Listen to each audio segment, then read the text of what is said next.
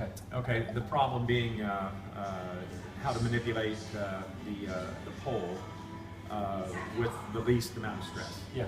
And on the body parts that take the brunt of the energy, which is the wrist. It's the wrist that takes the weakest link in this is the wrist and the fingers. Yeah. The strongest link would be your legs. Yes. In order to bolster the weakest link, possibly a wrist brace.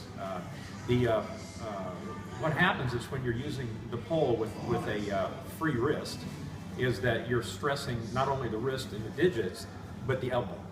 The wrist attaches at the elbow.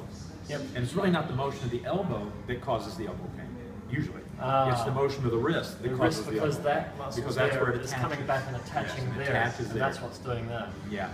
So if you had a wrist brace that would stabilize the wrist and distribute the stress back onto the forearm.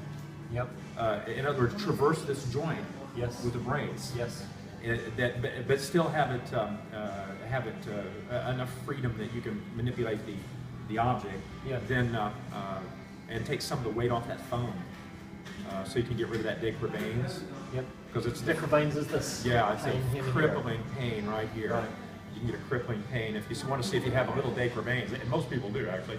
Grab your thumb and then duck your wrist down like this. Yeah. Like and this. you feel it. And you'll feel a tightness at least here. Yeah. If this is a tendonitis, you will quit doing that because it's about a 10 out of 10 knifing, burning pain when you do it. And that would be a sign that you've got a problem coming. You just got a problem like coming. if every window cleaner just did this. It's the same with the elbow.